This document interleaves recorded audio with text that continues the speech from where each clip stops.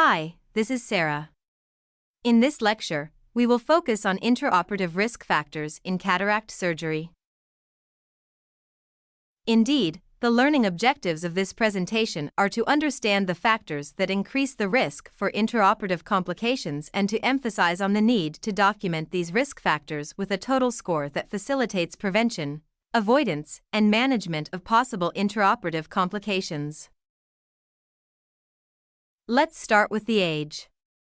People over 85 have increased risk of complications due to fragile zonules, which often coexists with pseudoexfoliation syndrome and the presence of a small pupil. People under 50 have congenital cataracts such as posterior polar cataracts, traumatic cataracts, and a high life expectancy. The risk level is set at 1. The axial length of the eye is another risk factor.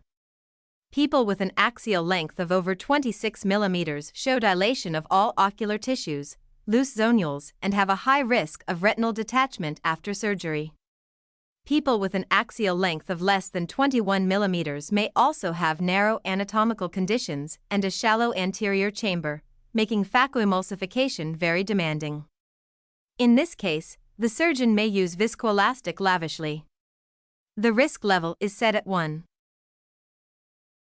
Patients with useful vision in only one eye can be difficult to tackle. This scenario adds extra stress to the surgeon. In addition to that, the medical condition that led to the loss of the other eye may exist in the only seeing eye. The international literature has shown that the complication rates in surgeries of monocular patients are higher than in corresponding normal surgeries.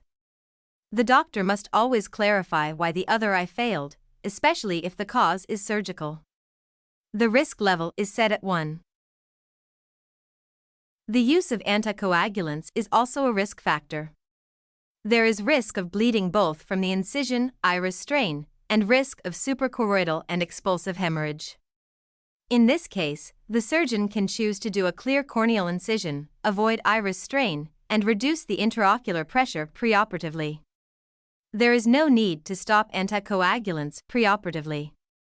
If the patient is on warfarin, then the INR must be below 3 days preoperatively. The risk level is set at 0.5. The use of alpha-1 adrenergic receptor antagonists such as tamsulosin and doxazosin carries a risk of developing intraoperative floppy iris syndrome, which is a condition that creates many problems such as iris protrusion, posterior capsule rupture, drop nucleus, and cystoid macular edema. The risk can be diminished with maximum preoperative and intracameral dilation. The risk level is set at 1. Large pterygia, corneal degenerations in older ages, corneal opacities, and, generally, conditions where visibility is poor can also increase the risk for intraoperative difficulties. The risk level is set at 1. Endothelial degeneration, as seen in cornea gutata and Fuchs' endothelial dystrophy, and generally endothelial diseases, as well as in the case of excessive use of ultrasound, can all lead to the loss of endothelial cells, which becomes apparent later and, consequently, to the potential appearance of bullous keratopathy. In this case, the use of dispersive viscoelastic during surgery, low ultrasound energy and phaco as far as possible from endothelium are recommended. The risk level is set at 1. Pseudoexfoliation syndrome and glaucoma are well-known factors for intraoperative complications. Special attention is needed, as pseudoexfoliative material accumulates in the zonules and leads to their loosening, which in turn can cause phacodonesis and lens subluxation. During hydrodissection and phacoemulsification, there is a risk that zonular dehiscence, capsular rupture, and drop nucleus can occur. The steps that the surgeon can take to reduce the complication rate are maximum dilation preoperatively, continuous irrigation, good hydrodissection, and hydrodelineation, as well as gentle intraoperative maneuvers. The surgeon should feel free to take their time. The risk level is set at 3. When unstable zonules, phacodonesis, and lens subluxation are present, there is a risk of intraoperative detachment of the zonules and sinking of the entire nucleus or a fragment of it in the vitreous. The doctor must always exclude its presence by asking the patient to look left and right and observe any associated abnormal lens movement. These conditions can occur after globe trauma, which the patient may not report. A thorough history taking is highly advised. Do not forget to check for pseudoexfoliation syndrome and ectopia lentis. Intraoperatively, the use of gentle maneuvers and capsular tension rings is advised. The risk level is set at 3. Narrow anatomical conditions represent a significant factor for intraoperative difficulties. Prominent superior orbital rim, deep-set eye, and anatomical facial abnormalities, particularly in certain syndromes and in children, are some of them. The use of a temporal approach and resort to retrobulbar or subtenons anesthesia to push the eye forward may offer help. The risk level is set at 1. The small pupil is a significant factor for intraoperative difficulties. A pupil is considered narrow when its size after maximum dilatation is less than 3 or 4 mm. The surgeon may expand the pupil with pupil expanding devices such as iris hooks and the Malyugin ring, as well as viscodilation. There is a risk of iris injury, retention of lens fragments, or capsule injury. The risk level is set at 1. Posterior polar cataract is another risk factor. The posterior capsule may be breached. If the cataract is calcified, then the posterior capsule is definitively breached. There is an increased risk for dropped nucleus. The surgeon may choose to do hydrolineation first and aspiration of as much cataract as possible and then gentle hydrodissection to aspirate the remaining soft lens material. The risk level is set at 1. The presence of a hard nucleus and white intumescent cataract may adversely affect the outcome of cataract surgery. In the case of a hard cataract, the probability of capsular rupture with nucleus drop increases up to 50%. It is associated with a thin capsule, large nucleus, extensive use of ultrasound with endothelial and corneal wound damage. Extracapsular cataract extraction is a viable alternative and the use of dispersive viscoelastic is very much advised. In the presence of a white intumescent cataract, there may be a shallow anterior chamber and anterior capsule may be under tension. To reduce risk, the surgeon can expand anterior chamber with the aid of intravenous mannitol and do core vitrectomy, dye the capsule and use heavy viscoelastic to flatten the anterior capsule. The risk level is set at 3. The coexistence of glaucoma can be risky due to a small pupil, shallow anterior chamber, pseudoexfoliation, trauma, previous eye surgery, deep-set eyes from orbital fat loss, and cystoid macular edema from the use of prostaglandins and delayed patient presentation for cataract surgery.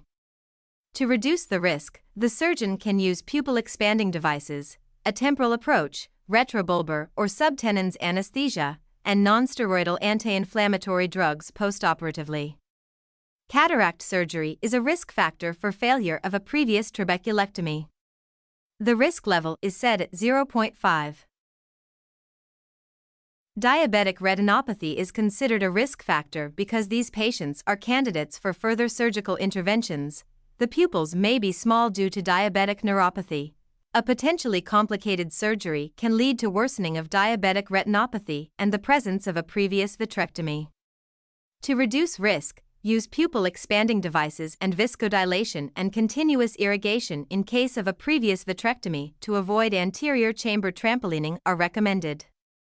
The risk level is set at 0.5.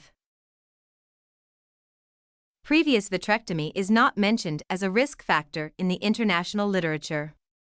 Sudden changes in anterior chamber depth, the presence of silicone, or the complete absence of vitreous can lead to intraoperative difficulties. The presence of posterior capsule tear from the vitrectomy may be present. To avoid anterior chamber trampolining, use continuous irrigation during phaco. The risk level is set at 1. Previous proton beam treated melanoma is not mentioned as a risk factor in the international literature.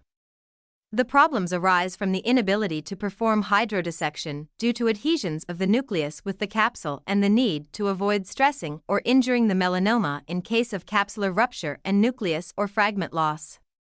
The risk level is set at 1. In this slide, there is a summary of the risk factors previously discussed. Risk level 1 factors are age over 88 years, corneal haze, small pupil less than 3 mm, shallow anterior chamber with a depth of less than 2.5 mm, high ametropia of more than 6 diopters of myopia or hyperopia, posterior polar cataract, previous vitrectomy, previous proton beam-treated melanoma, and surgeon-defined preoperative difficulties such as poor patient compliance, deep-set eyes, tamsulosin, and others. Risk level 3 factors are white or brunescent cataract, pseudoexfoliation, and lens subluxation. With the aid of a preoperative checklist document, the surgeon can perform a systematic documentation of risk factors, calculate a total risk score, and prevent, avoid, and manage possible intraoperative complications more effectively. To conclude, preoperative recognition and documentation of risk factors is of utmost importance to improve surgical outcomes. The surgeon must plan the operation in advance and take advantage of all available measures and devices to minimize the intra- and postoperative complications. You can seek the advice of a colleague if it is necessary. In this slide, you can find all relevant references for further reading. Thank you all for your attention. I hope you enjoyed this presentation on intraoperative risk factors in cataract surgery, and please don't forget to run the self-evaluation tests of the lecture.